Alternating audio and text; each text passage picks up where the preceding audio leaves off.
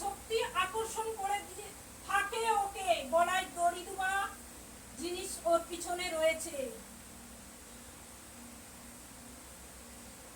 তার জন্যে ওর শরীরটা সবসময় দুর্বল লাগে, খারাপ লাগে, মনে হয় কোথাও চলে যাই, ঘরে মন বসে না, মাঝে মধ্যে মাথাটা যন্ত্রণা হয়, কিছু ভালো লাগে না, কেউ যেন পিছু পিছু হাঁটছে কোনো কোনো সময় মনে হয়।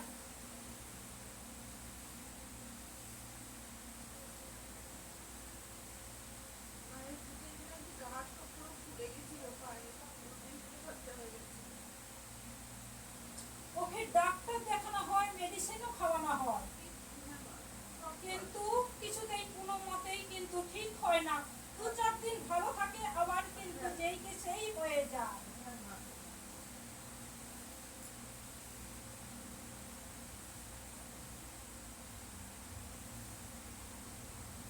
মাঝে মধ্যে সুসাইডের চিন্তা আসে মাথায়।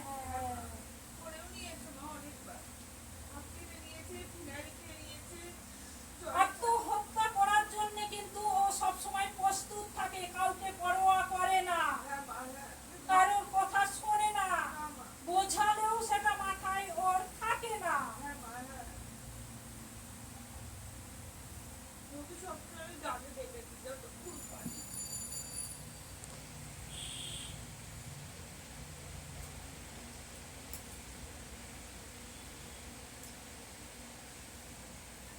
যেখানে থাকে সেখানে গাছও আছে,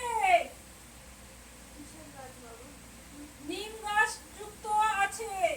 নিম গাছ আছে, নিম গাছ আছে না বাড়িতে নেই, আশেপাশে আশেপাশে আছে, পাশের বাড়ি। নিম গাছে ওই জিনিসটা থাকে, বারে বারে যখনই বৃষ্টি দেয় তখনই সুসাইডের চিন্তা ভাবনা নেওয়া হয়।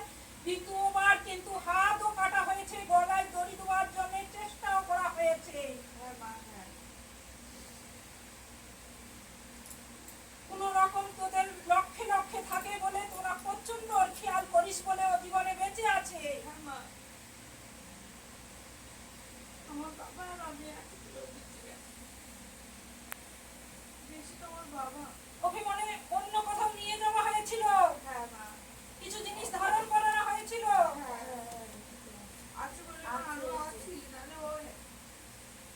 সমস্যা থেকে বাঁচিয়েছিল, অনেক সমস্যা হয়ে গেছিল, মা কাউকে চিনতে পারতো না।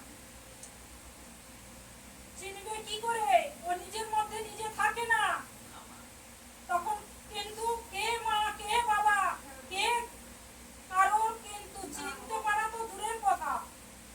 ও তখন নিজেকে মনে করে যে আমি কোথাও চলে যাই, মহান, ও যেটা বলবে সেটাই হবে। ঘর থেকে অনেকবার বেরিয়ে চলে গেছে, মা খুঁজে পাইনি, তখন ওর খুঁজে পেয়েছে। ওকে বিছানা থেকে তুলে নেওয়ার চেষ্টা করা হয়,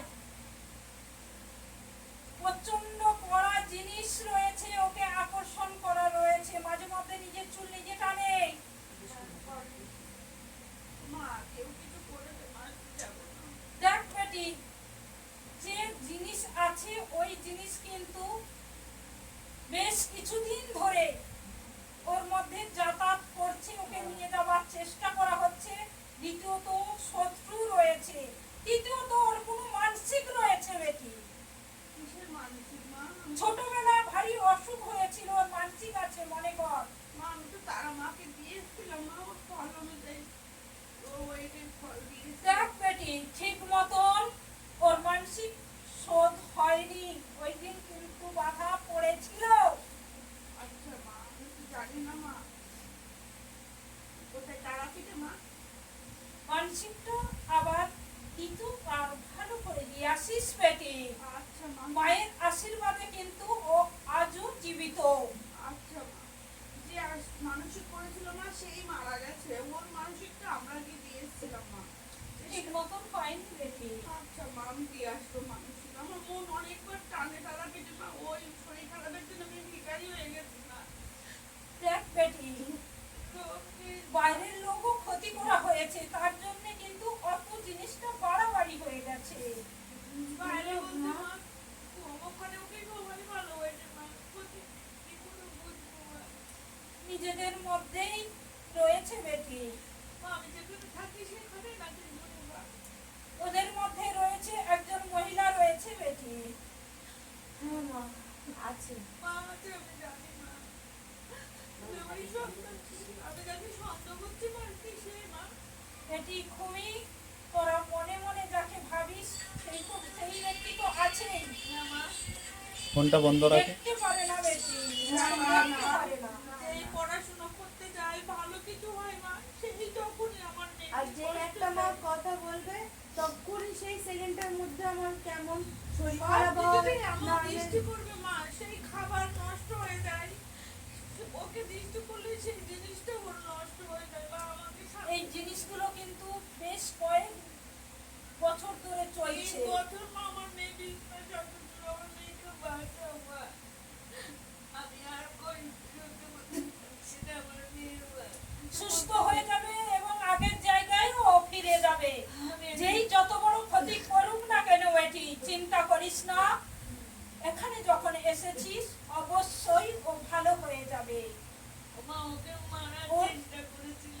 দেখ যে বড় বড় বানও কিয়া করা হয়েছে সেগুলো মা, পাশ কেটে বেরিয়েও গেছে মায়ের আশীর্বাদে বেটি। মা স্বয়ং ওর কাছে যাতায়াত করে। আমি ঠাকুর তো ছোটোর থেকে আমি খুব ঠাকুর ভক্ত আর এখনো অব্দি মা। মায়ের চরণে আছি বলে আমি সত্তর থেকে ফিরে পেয়েছিলাম। আমার মাও মাঝে মাঝে বলে জানি আছি তুই চিন্তা করিস না। কিন্তু মা তুমি আমার বাকি থেকে বাঁচাও মা। আমার এই একটাই সন্তান, ওর কোন দিকে খালি করে দিচ্ছি। শক্ত করা একটা কবজ লাগবে, মাথার ঔষধ আছে, কাটা আছে, আর জল